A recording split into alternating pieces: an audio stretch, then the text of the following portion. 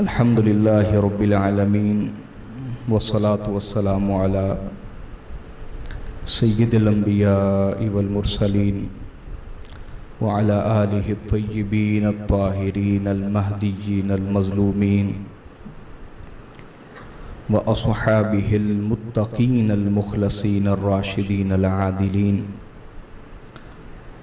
اما بعد فاعوذ باللہ من الشیطان الرجیم بسم اللہ الرحمن الرحیم قال سیدنا رسول اللہ صلی اللہ علیہ وآلہ وسلم الحسین منی وانا منہ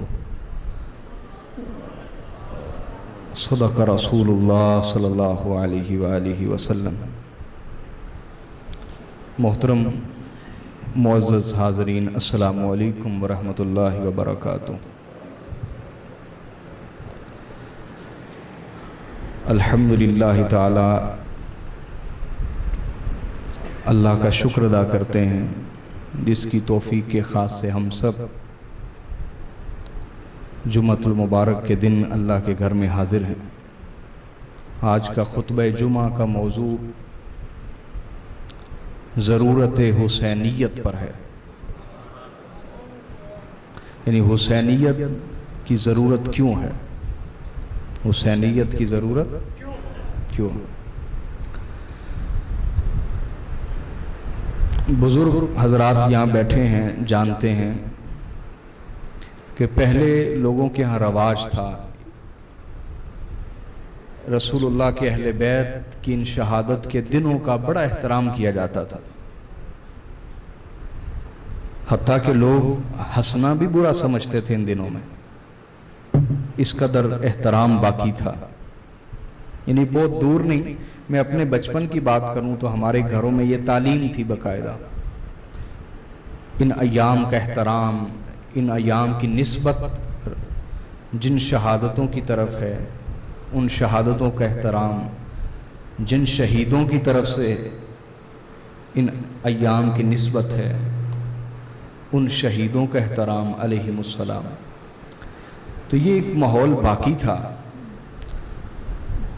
تھوڑے سے عرصے کے اندر ہی، پچھلی ایک دہائی کہہ لیں، 10-15 سال میں جو نسل اب جوان ہوئی ہے نا ان سالوں میں، اور جو اب ہو رہی ہے، اسے گھروں سے اس طرح کی کوئی تربیت اور ان ایام کا کوئی احترام کا درس نہیں مل رہا۔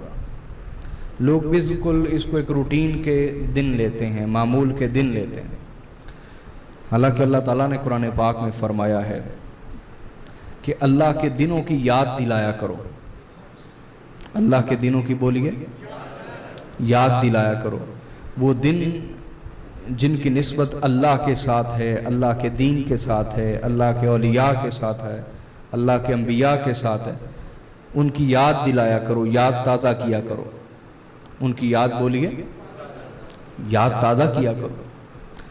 تو یہ اللہ کا حکم ہے۔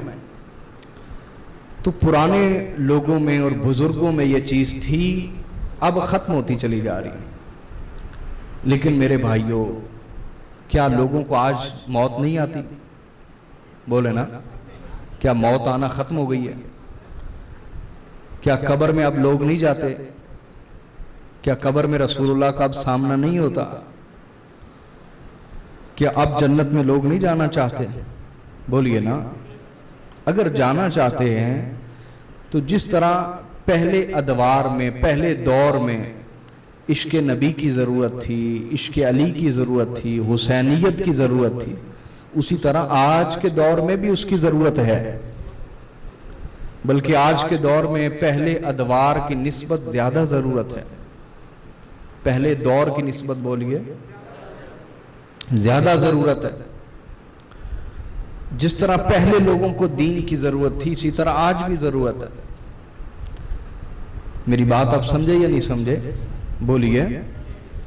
کیونکہ آج کے دور میں منافقت زیادہ بڑھ گئی ہے، خارجیت زیادہ بڑھ گئی ہے، اہل بیت اطہار کے حوالے سے منفی جذبات بڑھ گئے ہیں، منفی جو ذہنیت ہے وہ بڑھ گئی ہے، اور اس کا سبب منافق علماء ہیں، ہر فرقے ہر مسلک میں موجود ہیں، جو رسولullah صلی اللہ علیہ وسلم کے اہل بیت اور خاندان کے حوالے سے منفی سوچ لوگوں میں پیدا کرتے ہیں.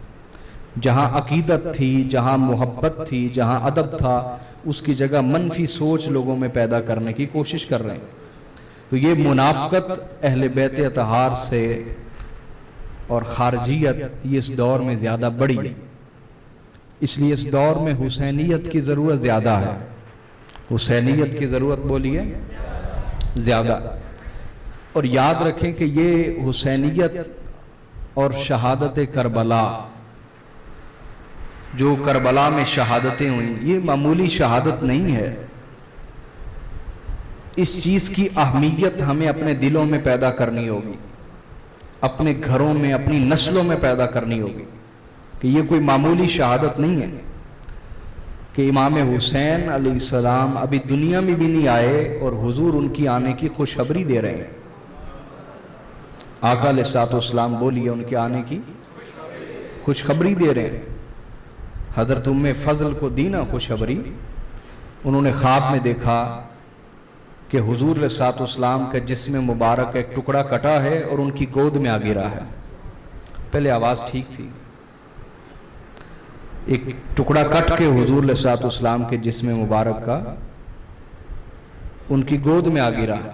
تو وہ پریشان ہوئی اس خواب سے، آ کے حضور سے ذکر کیا. حضور نے فرمایا پریشانی کی بات نہیں ہے، اللہ میری شہزادی فاطمہ کو ایک بیٹا دے گا جس کا نام حسین ہوگا اور پرورش کے لیے تیری گود میں دیا جائے گا. جو اس دنیا میں آتے ہیں تو ہر شخص کے لیے یہ قانون ہے، ٹھیک ہے آواز ادھر، ہر شخص کے لیے یہ قانون ہے کہ وہ مزدوری کرتا ہے پھر اسے دہاڑی دی جاتی ہے، کام کرتا ہے پھر اسے اجرت دی جاتی. ایسا تو نہیں ہوتا نا کہ آپ کسی فیکٹری میں جائیں اور آپ کو مہینہ ابھی آپ کا شروع ہوا ہے اور تنخواہ پہلے دے دی جائے اور کہا جائے اب کام کرتے رہنا. کبھی ہوا ہے کسی جگہ؟ بولیے. ہر ایک کے ساتھ یہی معاملہ ہے، ہر ایک کے ساتھ بولیے یہی معاملہ کہ پہلے وہ عمل کرتا ہے پھر اس کی جزا دی جاتی ہے. پہلے عمل کرتا ہے پھر بولیے اس کی جزا دی جاتی ہے. پہلے کوئی کام کرتا ہے پھر اس کی اجرت دی جاتی ہے. اجر بعد میں ملتا ہے، پہلے عمل ہوتا ہے. پہلے بولیے. سب کے لیے قانون فطرت اور قانون الہی یہی تھا، ہے اور رہے گا. ہر ایک کے لیے یہی قانون ہے. پہلے وہ عمل کرے گا پھر اس کو جزا ملے گی، پھر اس کو اجر ملے گا. لیکن کائنات میں یہ دو ہستیاں ایسی ہیں، ایک کا نام حسن ہے، ایک کا نام حسین ہے علیہم السلام. ان کے لیے قانون فطرت کو بدلا گیا. بولیے قانون فطرت کو بدلا گیا، قانون الہی کو بدلا گیا، اللہ کے قانون کو بدل دیا گیا. اللہ کے بولیے قانون کو، فطرت کے قانون کو، فطرت کائنات کو بدلا گیا. اور یوں بدلا گیا کہ ہر ایک کے لیے نظام اور فطرت یہی تھا کہ وہ عمل پہلے کرے گا اور جزا بعد میں ملے گی. ان کے لیے قانون یہ بنایا گیا کہ ان کے لیے جزاؤں کا اعلان پہلے کر دیا گیا. اور صرف جنت ہی نہیں، کیونکہ جنت کا مل جانا ہی بہت بڑی کامیابی اللہ کی نظر میں. اللہ تعالیٰ نے خود فرمایا اعوذ باللہ من الشیطان الرجیم لیدخل المؤمنین والمؤمنات جنات تجری من تحتها الانہار خالدین فیہا ویکفر عنہم سیئاتہم وَكَانَ ذَلِكَ عِنْدَ اللَّهِ فَوْزًا عَظِيمًا. کہ جنت میں داخل ہو جانا اور اللہ کے عذاب سے بچ جانا یہ اللہ کے نزدیک بہت بڑی کامیابی ہے، بہت بڑی. تو بہت بڑی کامیابی ہے کسی انسان کے لیے کہ وہ جنتی ہو جائے، وہ جنت میں چلا جائے.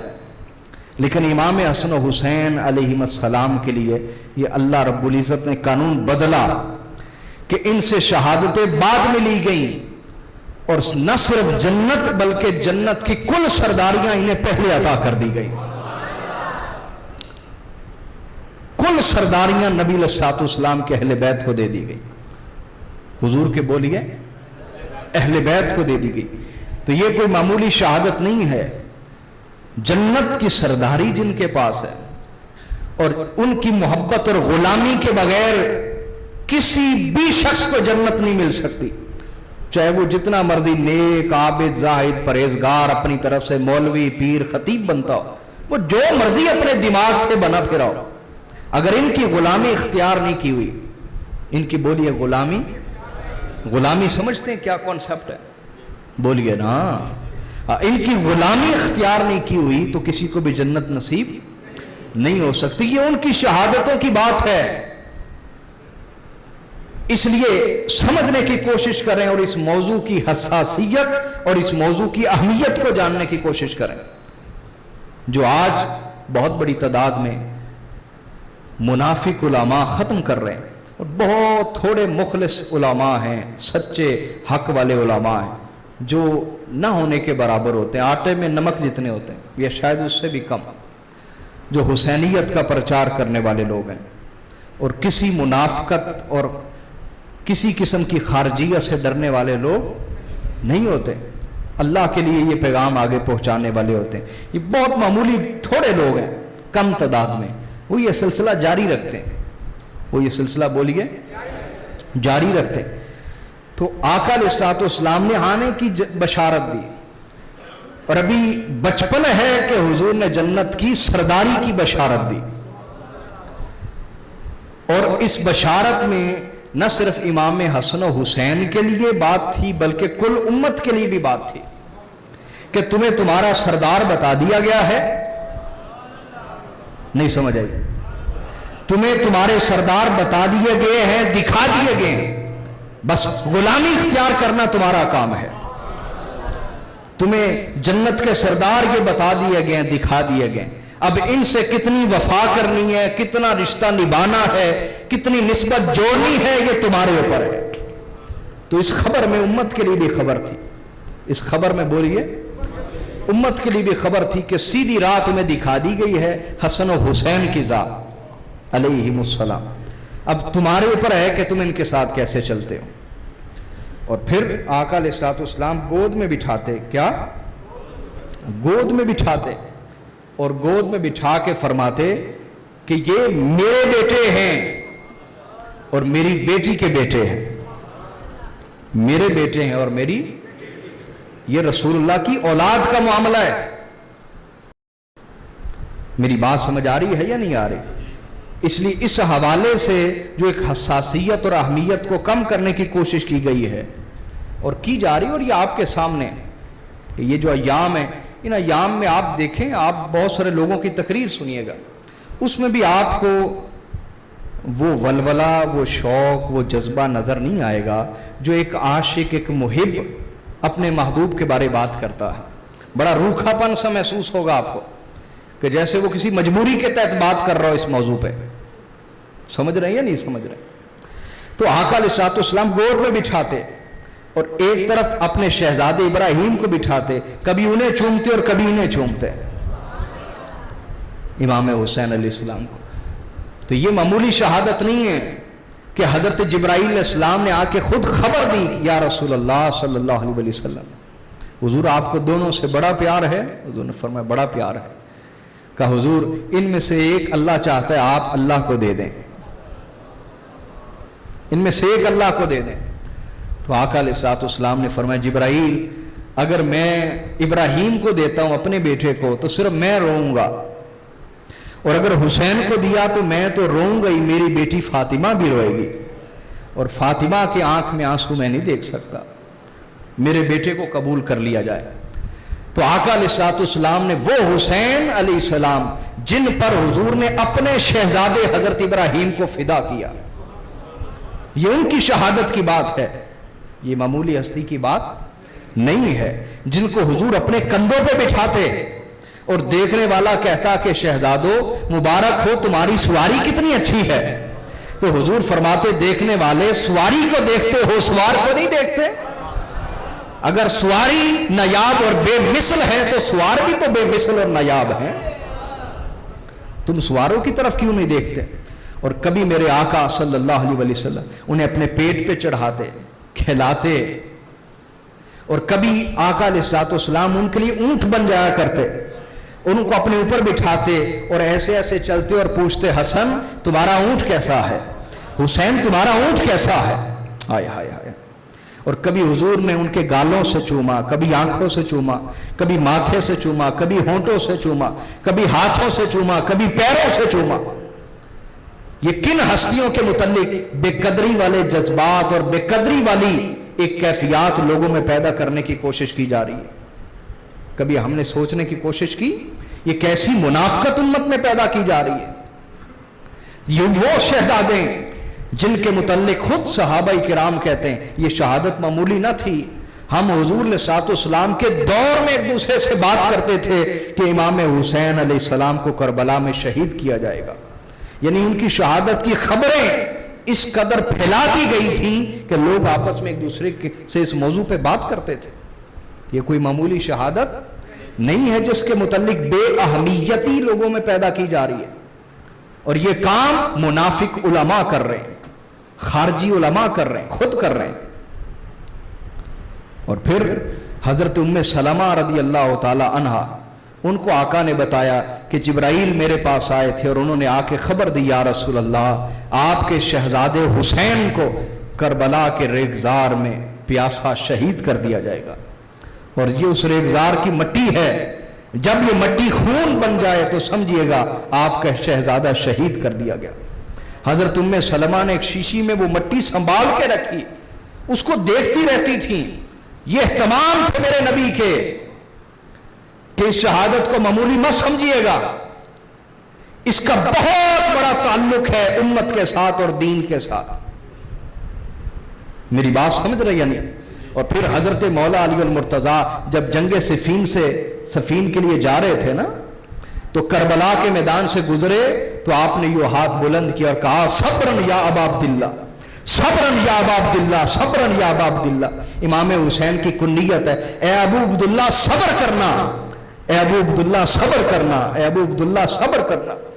لوگوں نے پوچھا حضور کس سے بات کر رہے ہیں، یہاں تو کوئی نہیں۔ فرمایا تمہیں نظر نہیں آ رہا پر مجھے نظر آ رہا ہے، اس جگہ میرے شہزادوں کے خیمے لگیں گے، اس جگہ پانی بند ہوگا، اس جگہ ان پہ تیروں کی برسات ہوگی، یہاں فلاں شہید ہوگا، یہاں فلاں شہید ہوگا۔ ہر ایک کے بارے حضرت مولا علی المرتضیٰ نے خبر دی صفین پہ جاتے ہوئے۔ یہ امت کو تعلیم دی جا رہی ہے، امت کو تیار کیا جا رہا ہے کہ اس شہادت کے ساتھ تمہاری بہت بڑی نسبت اور تمہارا بہت بڑا تعلق ہے۔ اور حضرت ابو ہریرہ رضی اللہ تعالیٰ عنہ آپ 61 ہجری سے اللہ کی پناہ مانگتے تھے، کہتے تھے یا اللہ مجھے 61 ہجری کے آنے سے پہلے دنیا سے اٹھا لینا، میں زندہ نہیں رہنا چاہتا 61 ہجری میں۔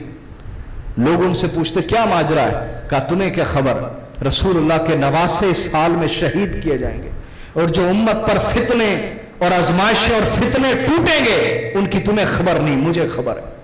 اس لیے میں اللہ سے دعا کرتا ہوں اس سال کے آنے سے پہلے مجھے دنیا سے اٹھا لے، اور ان کی دعا قبول ہوئی۔ 61 ہجری شروع ہونے سے چند مہینے پہلے اللہ نے حضرت ابو ہریرہ کو دنیا سے اٹھا لیا۔ اور آپ لوگوں سے کہتے تھے، یہ صحیح بخاری کی روایت ہے، حفظت من رسول اللہ وعائن، میں نے رسول اللہ سے 2 علوم لیے ہیں، 2 طرح کے علم لیے ہیں، اما احدہما فبثثت واما الاخر فلو بثثته لقطع هذا البلعوم۔ فرماتے میں نے رسول اللہ سے 2 طرح کے علوم سیکھے، ایک میں نے تم تک پہنچا دی ہے، ایک کے بارے اگر میں تمہیں خبر دوں تو تم میری گردن یہاں سے کاٹ ڈالو۔ کسی رازدار نے ان سے پوچھا آپ کیا جانتے ہیں؟ کہا میں جانتا ہوں تم نبی کے خاندان سے کیا کرنے والے ہو، نسل در نسل اپنے نبی کے خاندان سے کیا کرنے والے ہو، یہ میں جانتا ہوں، اگر میں یہ لوگوں کو بتا دوں لوگ میری گردن یہاں سے کاٹ ڈالیں۔ تو یہ اس شہادت کے متعلق حضور نے اپنے رازداروں کو ایک ایک خبر دے رکھی تھی، اور نہ صرف اس شہادت کے بارے بلکہ بعد کے زمانے میں بھی آنے والی اپنی اہل بیت کے ساتھ جو یہ قوم کرنے والی تھی حضور نے خبر دی ہوئی تھی۔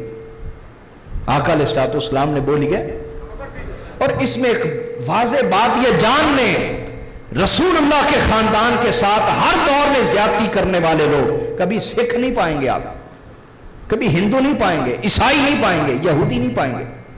उम्मत के अंदर से लोग होंगे जो कलिमा भी पढ़ेंगे, नमाजें भी पढ़ेंगे, रोजे भी रखेंगे, बड़ी बड़ी दाढ़ियां भी रखेंगे, पगड़ियां भी पहने, दीनदार कहलाने वाले लोग, न सिर्फ दीनदार बल्कि दीन के ठेकेदार कहलाने वाले लोग होंगे, मजहबी हुलिये में मौजूद होंगे, लेकिन उनके दिल नफरत अहले बैत से भरपूर होंगे, आलूदा होंगे बुग़्ज़ अहले बैत के साथ उनके दिल।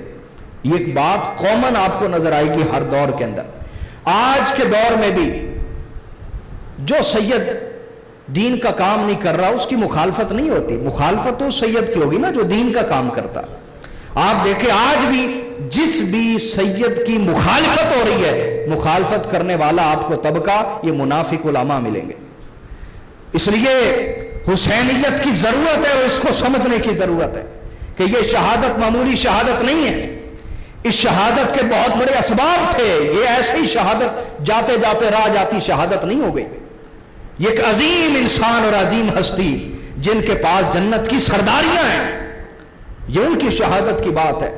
और क्यों हुई शहादत, उसके बहुत सारे असबाब थे, जिनमें से पहला सबब यह था इंतहाई अहल शख्स को बरसर इक़्तिदार कर दिया गया।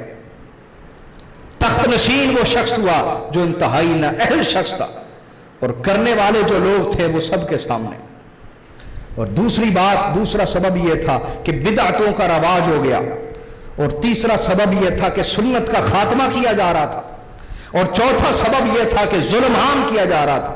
और पांचवा सबब यह था कि हक का गला दबाया जा रहा था, हक का बोलिए गला दबाया जा रहा था। और छठा सबब यह था कि हक गोई की जुर्रत को खत्म किया जा रहा था। हक बोलने की जुर्रत, क्या हक बोलने की जुर्रत को खत्म किया जा रहा था और काफी हद तक वो खत्म हो चुकी थी।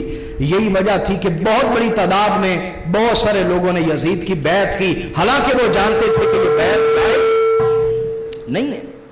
सच जानते हुए भी हक गोई को चूंकि खत्म किया जा रहा था, उन्होंने बैतें की, यजीद की बैत की, तो हक गोई की जुर्रत को खत्म किया जा रहा था। लोग जान बचाने की फिक्र कर रहे थे, दीन बचाने की फिक्र नहीं कर रहे थे और बैत कर रहे थे। और सबसे बड़ी बात यह जो मैं आपको अक्सर समझाता हूं,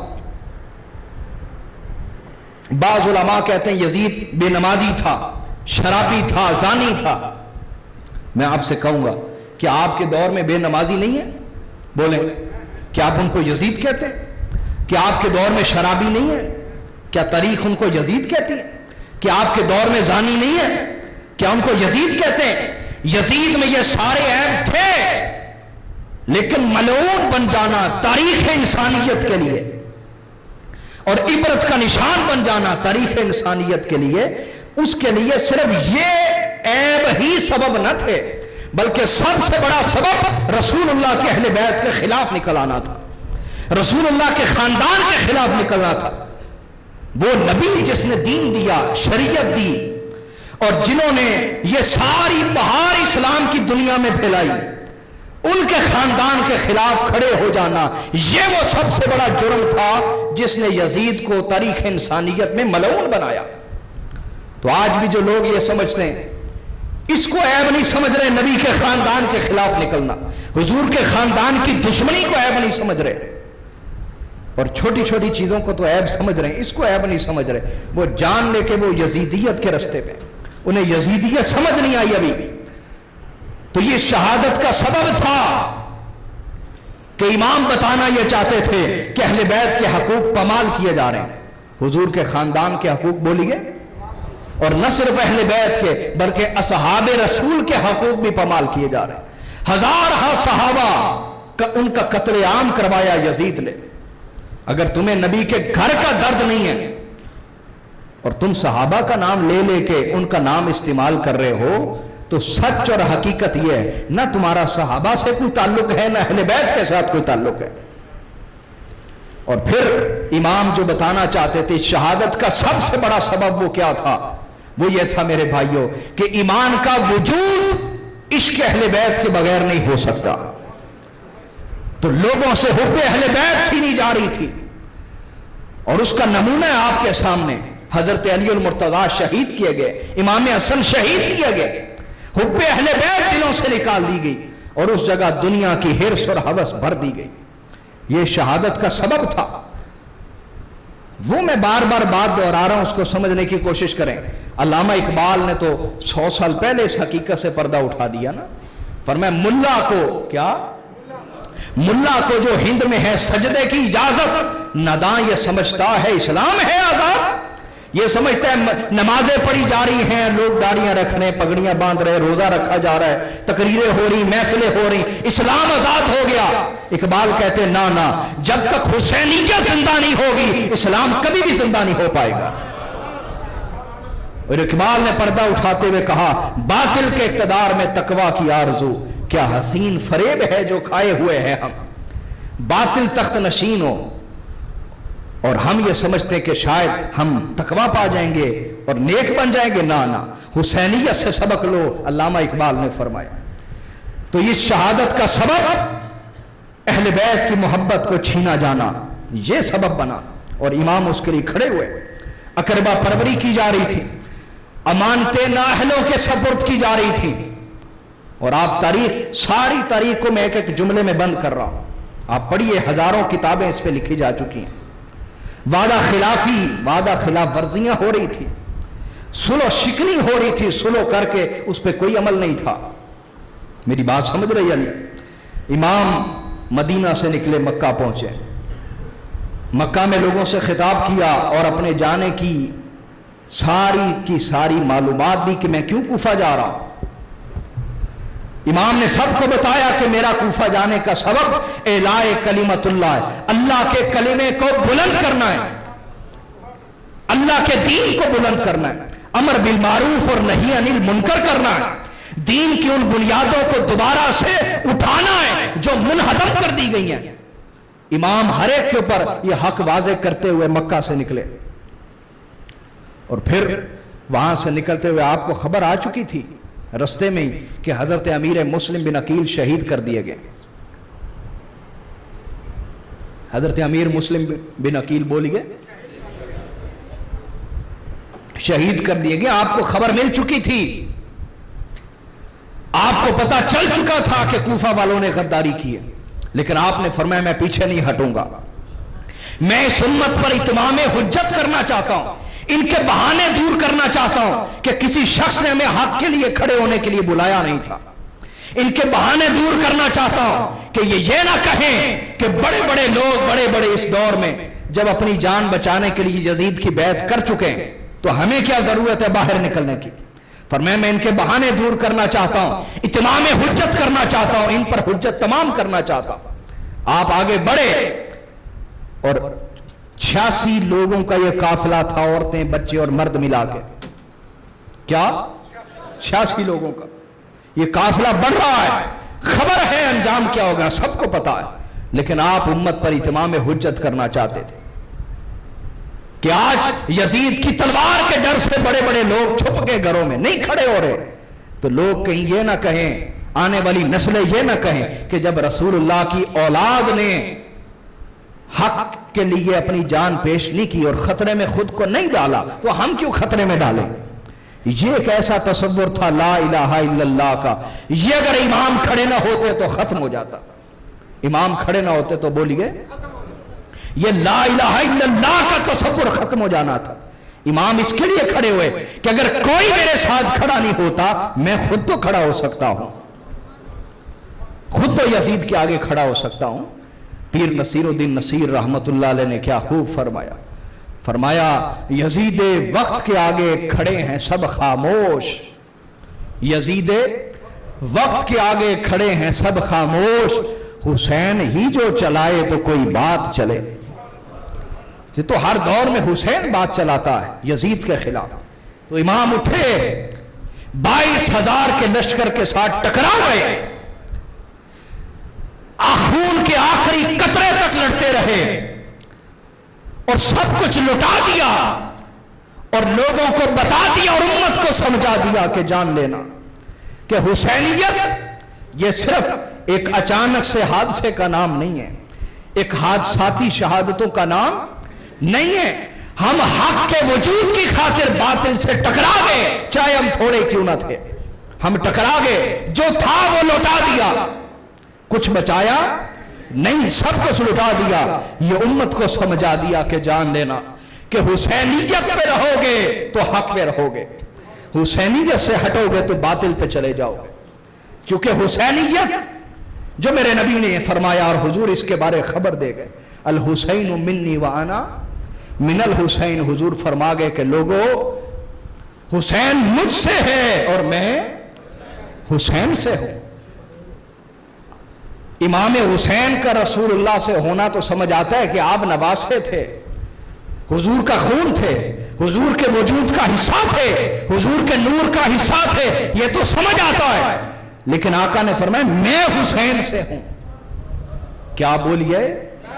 मैं हुसैन से हूं। इसमें कई राज हैं, चंद राज ये हैं जो मैं बताने लगा हूं कि आका ने फरमाया मैं हुसैन से हूं कि जब मेरा दीन, मेरा पैगाम, मेरी शरीयत उसको दफन किया जा रहा होगा तो हुसैन तब अपना खून देके शरीयत को दोबारा जिंदा करके दिखाएगा, मेरे नाम को दोबारा जिंदा करेगा, मेरे दीन को दोबारा जिंदा करेगा, कुरान के फलसफे को दोबारा जिंदा करेगा, तौहीद की सोच और पैगाम को दोबारा जिंदा करेगा और उम्मत को बताएगा कि हुसैनियत ये सिर्फ मामूली शहादत का नाम नहीं है, हुसैनियत कयामत तक के लिए, इंसानियत के लिए सबसे बड़ा हक का पैगाम है।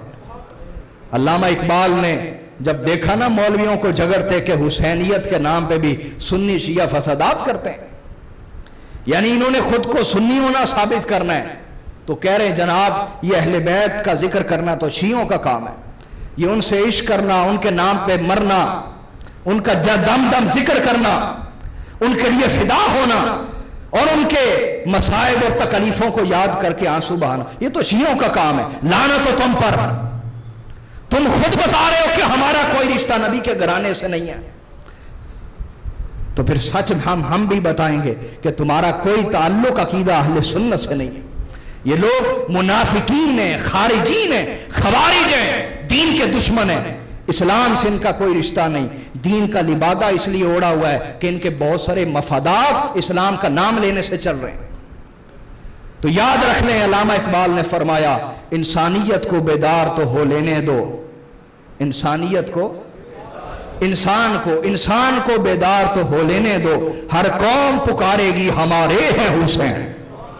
बस इंसान को बेदार होने दो गफलत की नींद से, फिर देखना हर कौम जब हुसैन अलैहिस्सलाम को पढ़ेगी, करबला की तारीख को पढ़ेगी, हुसैनियत की कुर्बानी को पढ़ेगी, इमाम हुसैन, उनके रुफाका, उनकी औलाद और उनके असहाब की शहादतों को पढ़ेगी, तो ये इकरार करेगी कि हुसैनियत माल एक शहादत नहीं है, बल्कि हुसैनियत बिदअतों के खात्मे का नाम है, हुसैनियत सुन्नतों की तरवीज और इशाअत का नाम है, हुसैनियत जुल्म के खात्मे का नाम है, हुसैनियत अदल के प्रचार का नाम है, हुसैनियत जुल्म के सामने डट जाने का नाम है, हुसैनियत जालिम के सामने बेबाकी का नाम है, हुसैनियत हर हाल में हक गोई का नाम है, हक बोलने का नाम है, हुसैनियत जान की फिक्र करने का नाम नहीं, ईमान की फिक्र करने का नाम है।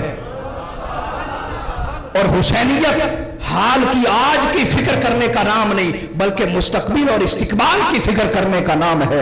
हुसैनियत अपनी जानों की फिक्र और अपने ईमानों की फिक्र का नाम नहीं, बल्कि हुसैनियत कयामत तक की उम्मत के ईमान की फिक्र करने का नाम है। और हुसैनियत हकूक अहले बैत की अदायगी का नाम है, हुसैनियत हकूक अहले बैत के लिए खड़े होने का नाम है, हुसैनियत अकरबा परवरी के खात्मे का नाम है, हुसैनियत अमानतदारी और वादा की पासदारी का नाम है। खुलासा कलाम मेरे भाइयों ये है, माहसले कलाम, नचोड़े कलाम ये है कि हुसैनियत हकीकत में दीन है और दीन हकीकत में हुसैनियत है। इसलिए हुसैनियत की जरूरत है अगर चाहते हैं हमारा दीन जिंदा रहे हमारे दिलों में, हमारे घरों में, हमारी नस्लों में, तो हुसैनियत को दिलों में जिंदा रखना होगा, हुसैनियत को घरों में जिंदा रखना होगा, हुसैनियत को नस्लों में जिंदा रखना होगा। अल्लाह रब्बुल इज्जत अहले बैत की गुलामी में जिंदगी और मौत अता फरमाए, हुसैनियत को दिलों में, घरों में, नस्लों में जिंदा रखने की तौफीक दे। क्यों भी जिंदा करेंगे? बोले फिर हुसैनियत, हुसैनियत, हुसैनियत। حسینیت، یزیدیت، یزیدیت۔ اللہ رب العزت حسینیت میں زندگی اور موت عطا فرما۔ والسلام علیکم ورحمۃ اللہ۔